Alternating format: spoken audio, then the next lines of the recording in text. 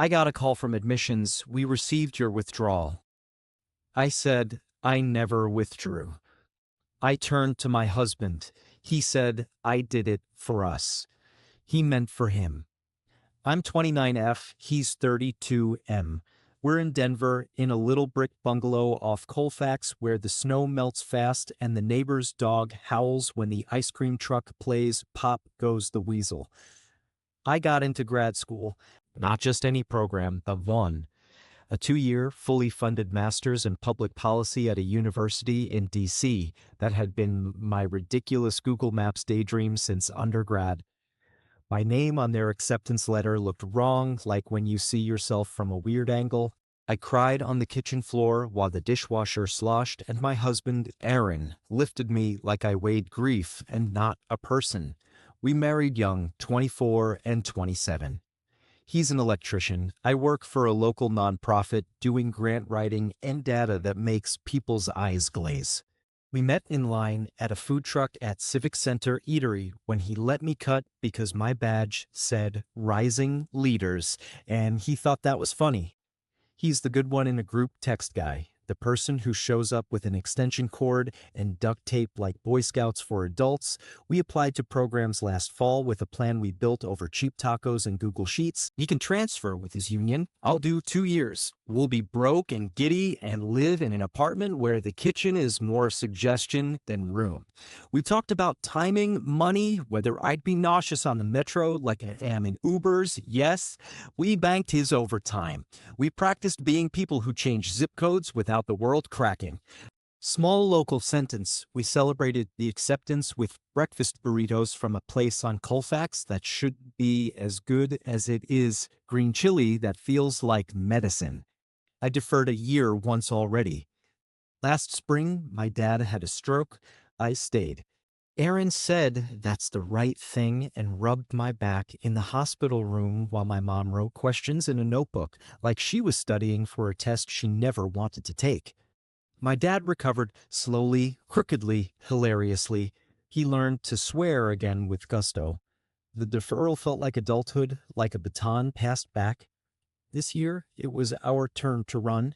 When we told his parents over spaghetti, his mom cried and asked about apartments. His dad said, the Rockies will miss you, which in his language is I love you. We looked at tiny studios with radiators and sinks that would laugh at our current pots. We watched videos about snow on the East Coast like idiots from a state that invented snow. Aaron was quiet. Not bad quiet, just more step behind. He did math on napkins, rubbed his jaw, putter fixed the one kitchen cabinet that always banged. It's a lot, he said. We can do it. He's a guy who doesn't process big decisions out loud. He builds a shelf, then tells you what it's for. 2 weeks ago, I got a call from an unknown DC number while I was elbow deep in a Google Doc about a grant for after-school programming. I let it go to voicemail. Then I listened. Hi, this is admissions at university. We received your formal withdrawal this morning. We're sorry to lose you, but we wanted to confirm. We'll open the spot to someone on the wait list. Call us back. The world did that tilt that isn't dramatic until it is. I called back immediately. My voice did that too high customer service thing. Hi, I didn't withdraw. Oh, the woman said. Paper shuffle. Keyboard. We have a signed letter attached to an email from your address. It was pretty definitive. Thank you for rescinding. Excited to stay in Denver. No need to reach out to my advisor. I didn't write that, I said. Can you send me the email? We already processed the withdrawal, she said, apologetic. We'll flag it, but once we open the spot, it's hard to undo. She sounded like someone who finds lost things and can't believe she has to be the one to tell you they're gone. I hung up and stared at the wall. The dishwasher hummed. The neighbor's dog barked at nothing. I walked into the living room where Aaron was watching some video about wiring an older house without shocking yourself to Jesus. Admissions called, I said. They said I withdrew. Not enough, to be obvious. Enough for a person who lives inside me to notice. Weird, he said. Spam? They had an email. I said. From my address. Signed. He swallowed. I watched the swallow move down his throat like a marble. He turned the YouTube volume down. Okay, he said. I need to tell you something. It's surreal when the person you love lays the bomb on the table like a casserole. He didn't make excuses first. He didn't pretend. I did it, he said. I withdrew you. I logged into your email and sent the letter. I did it for us. Everything in me went cold and weirdly clinical. For us, I said. You unilaterally decided my future and hit send. You were going to do it anyway, he said. You were going to go. I had to choose the only version where we didn't blow up our life. We're good here. We have work. My union is here. Your dad is here. We're settled. I thought, if I go with you, I leave everything I've built.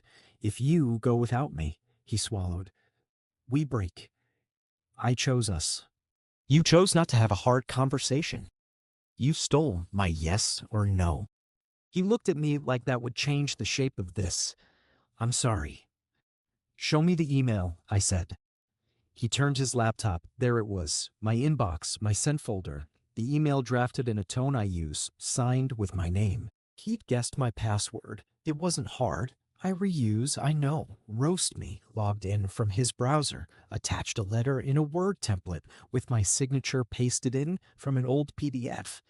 He had done everything carefully except the part where you don't commit fraud. He'd even CC'd my boss on the withdrawal, so there's no confusion about timing. Because my boss and I had planned for a late summer departure, my boss had responded, I'm sorry to lose you, we'll talk later, and I had a text from her, are you okay? That I hadn't seen because I was on the phone. The bile rose like a warning. I packed a bag. That sounds dramatic. It wasn't dramatic. I put 2 jeans, 3 shirts, underwear, my laptop, and my toothbrush in the old duffel I used for camping. I'm going to Hannah's, I said. Hannah is my friend who knows when to start coffee and when to hand you a blanket. Don't contact admissions again. Don't contact me until I call you. Jess, he said, standing, please, we can fix it. Can you? Are you going to build me a time machine and put my yes back in my mouth? I asked. You took something from me.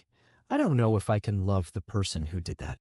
Small USA local sentence. I drove down Colfax to Hannah's, stopping at a light next to a guy on a scooter in shorts because it hit 70 in March and Denver lost its mind. I felt like I was in an aquarium looking at a city I used to live in. Hannah had wine and water because there are 2 kinds of wives. She took my phone, put it on the mantel. We breathe, she said. We make a list. Lists are my religion. We wrote, call admissions, call IT about my account, change all passwords, talk to my boss, find a lawyer. Is this illegal? Call dad? Not yet. Later. I called admissions again. We're flagging your file, the woman said. Better voice this time, velvet with steel. We take any unauthorized communication seriously. Send us an affidavit saying you didn't write the letter. You can't guarantee reinstatement, but we can hold the wait list for 48 hours pending your documentation. I wrote the affidavit like my life depended on it. In the quiet, the other shoe dropped. My marriage. I forwarded the email to myself, to my lawyer friend from college, to a Gmail I use for junk, so I couldn't pretend I had dreamed it. Then I called Aaron's phone. He answered on the first ring.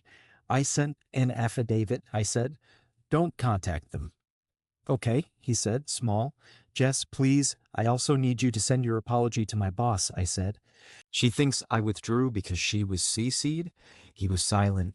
Then I didn't think about that. I know, I said. That's the problem. I slept in Hannah's guest room that smelled like clean.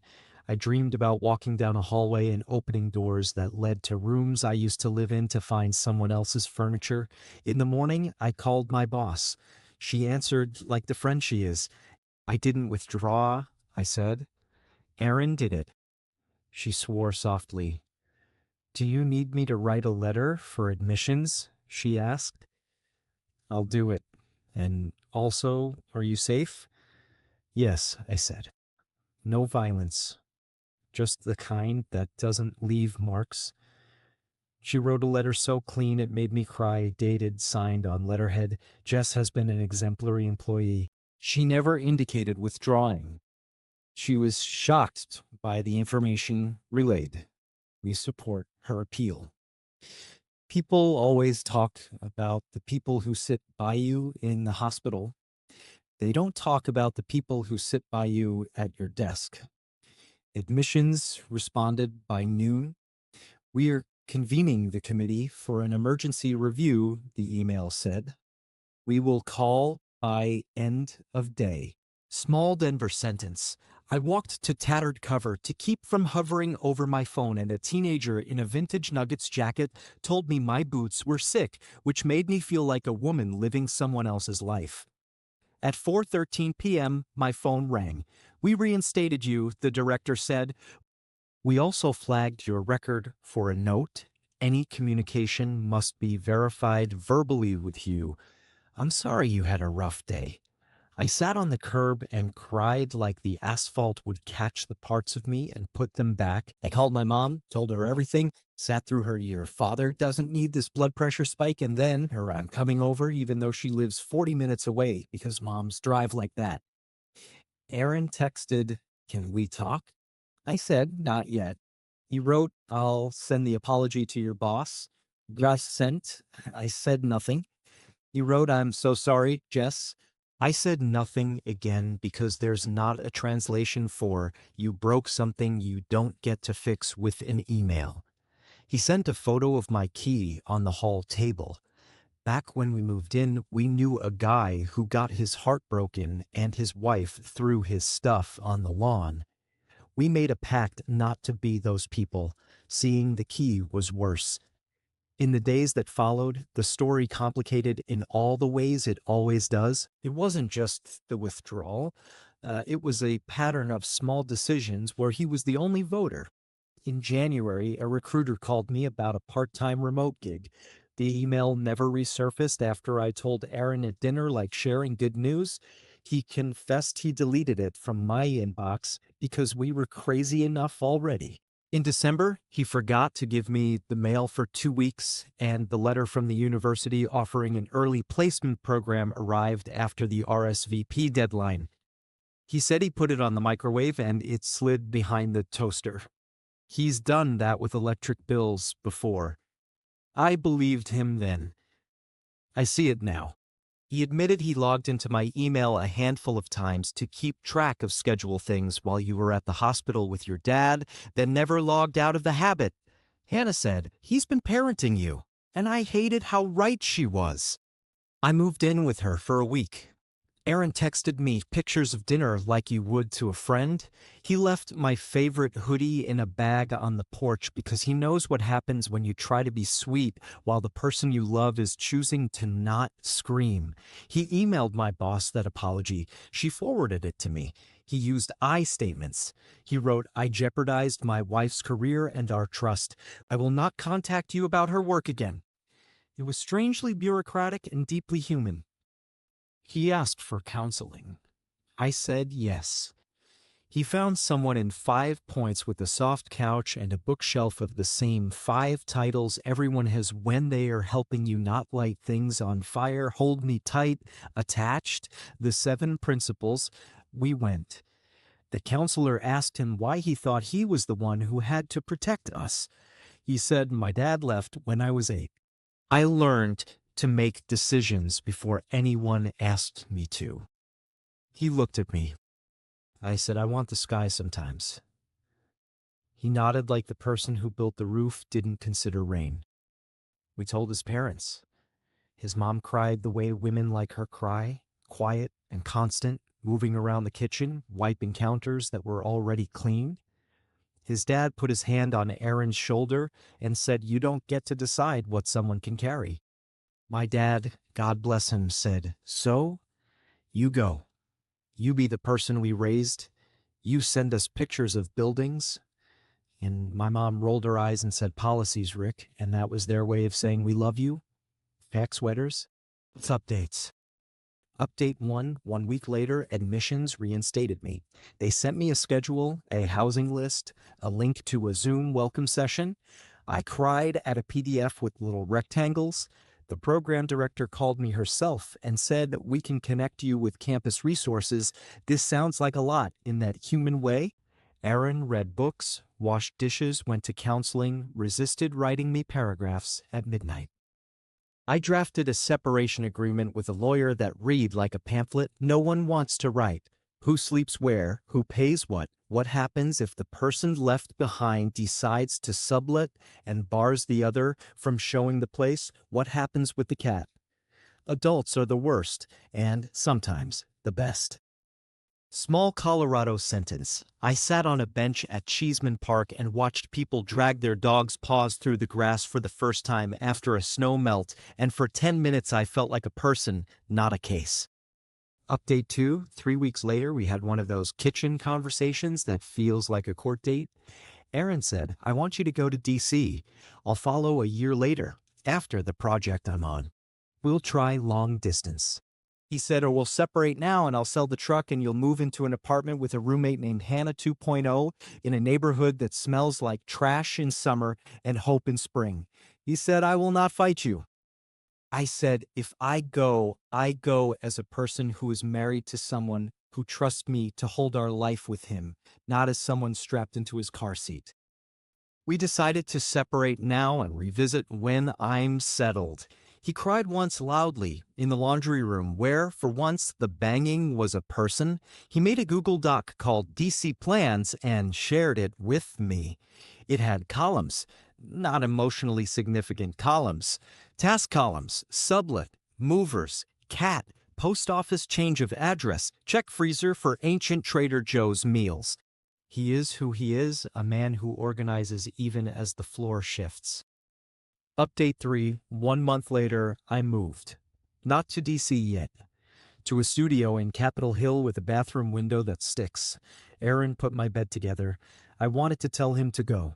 He's the person who knows where I like the headboard. He left without checking the fridge because that would have made me irrationally mad. He texted me later, the screws are in the green bowl by the stove. He's the person who puts screws in bowls.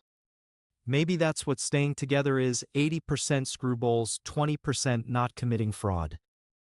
We started a rule, Tuesday emails. He can email me about anything on Tuesdays. I can reply Wednesday, no other days. It keeps us from bleeding all over our jobs. It keeps me from waking up to an apology novel. His first Tuesday email said, in part, I am learning the difference between help and control.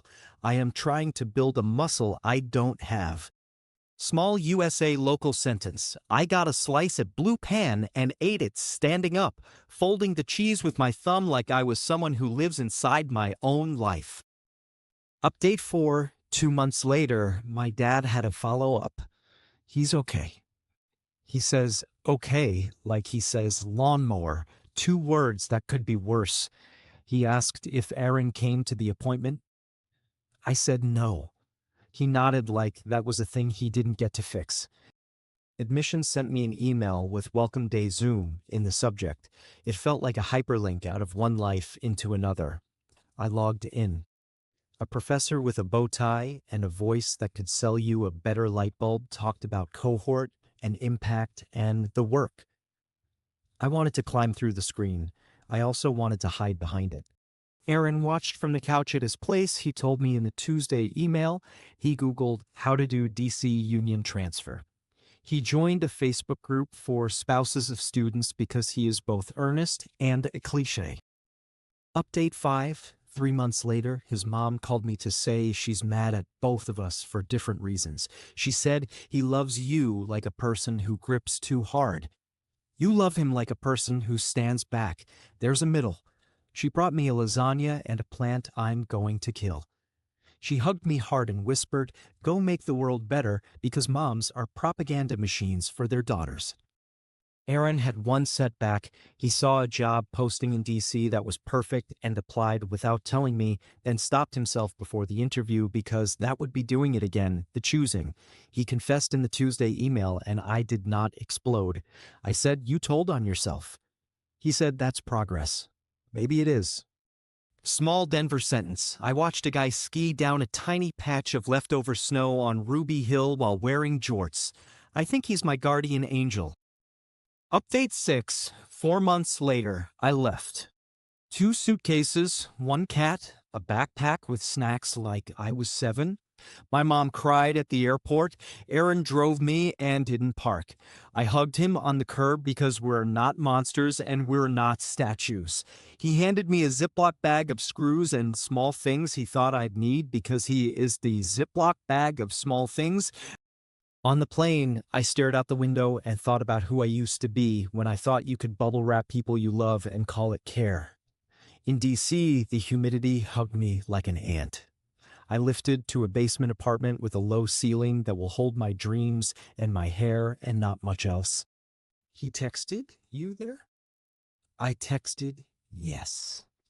He texted, "Drink water." I texted, "You too." He texted, "I love you." I didn't respond. Not because I don't. Because I don't know the shape of it now. Update 7. 6 months later, school is a lot. I made friends with a woman named Priya who also did not come from money and laughs like a lid on a pot. We drink bad coffee and pretend the reading isn't 300 pages. I call my mom on Sunday. She gives me the weather report in Denver, like my heartbeat depends on snow. Barron's Tuesday emails have become less confessional and more normal. He wrote, "We're wiring the atrium building downtown. It smells like dust and dreams." He wrote, "Your dad asked me to help with the garage door." He wrote, "I'm going to therapy and my therapist said she wants to meet you someday to apologize for Team Men. It made me laugh in a way that didn't hurt." He visited in October. We walked by the Lincoln Memorial, did the tourist thing you do when your life is a cliche you hoped to have. We did not sleep together. We held hands on a bench, and I pulled away first because that's where I am. He said, "I want to earn your yes every day. I don't expect it." It sounded like a good line. It also sounded like a thing he meant. Small USA local sentence. I ate a half smoke at Ben's Chili Bowl and thought briefly about nothing but onions. Update 8. 9 months later, a thing I did not expect. Envy. Not of a person. Of a version of my life in Denver where I stayed comfortable and never had to learn how to read subway maps. It hits at weird times. When the cat does zoomies at 2 a.m., when the Safeway is out of the cereal that tastes like childhood, when my shoe gets caught in something sticky on the sidewalk, and I cannot for the life of me guess what it is. Then class happens, and someone says something about equitable housing, and my brain lights up the way only ideas do. I go home, write like I'm on fire, and think, I did not trade my life for a different one. I grew. Aaron sent a Tuesday email. I got offered the DC transfer. I told them not yet. I want to come when you tell me to, or not come and not make that anyone's failure. He is using his big boy brain. We talked to the counselor about getting back together next year. She said, make sure you're not marrying the idea of a person. I wanted to show her a picture of him holding my dad's hand and say, no, he's real. Both can be true. He's real, and the idea of him is someone I need to meet again. Update 9. 1 year later, end of year 1. I passed. It felt like finishing a race for a person who only runs when chased. Aaron came for a weekend. We went to a tiny Ethiopian place and Sean ate with our hands like someone's grandma was in the back telling us to keep up. We kissed on my stoop for the first time in a year. It was gentle. It was a question. I answered something like, maybe. He's moving here in January. That's our plan. Not into my apartment. To his own. A 10-minute walk. We are building scaffolding like adults. It's stupid and good. He wrote in a Tuesday email, I registered with the union here. I told them I'm coming for a woman who forgave me too slowly for the internet and exactly fast enough for real life. I rolled my eyes and cried. The man can brand himself. Small USA local sentence. I touched a piece of the Berlin Wall outside a museum and felt the weirdness of a person who grew up after something happened and is now living in the before of their own thing. Update 10, 18 months later, he's here. We meet on Wednesdays for pasta and negotiation. Who takes my mom to her doctor when she visits? Who takes the cat when the other goes home for a cousin's wedding? We are not remarried. We are not We are dating like two people who have seen the worst version of each other's choices and still say, okay, again. He hasn't logged into my emails since that day. He sends me links with prefaces like if you want, like a person handing you your own spoon. He got a tattoo, a tiny lightning bolt on his wrist because he is a cliché and a man who remembers his job is to offer power and not take it. He took a class at the community college about consent and communication because apparently there is a class for that, and I love the city. If you're reading this because you got a call from admissions and your life cracked, I'm sorry. Change your passwords. All of them. Don't reuse. Yes, I know it's annoying. Get things in writing. Affidavits, letters, notes on your record. Bureaucracy protects and hurts. Use it for you. Don't confuse secrecy with romance, and if he says I did it for us, ask him to define us. You can love someone who did a bad thing. You can also leave. You can do both in the same year and not be a hypocrite. You're a human. Tuesdays. Pick a day for the things you can't not say. Stop the bleed. Find yourself a Hannah. Or be the Hannah for someone else. The person with wine and water. Admissions offices are staffed by people. Be the person who doesn't scream. It helps. You are not a bad wife for picking your life. You are a person. Final, small, local sentence. I sat by the Potomac with a half-warm coffee and watched rowers cut through the water, and for once I didn't Google anything, didn't draft a list, didn't narrate my mess. I just watched and let the cold air make me feel like I'd made a choice and would keep making choices, one after another, the dumb, brave way.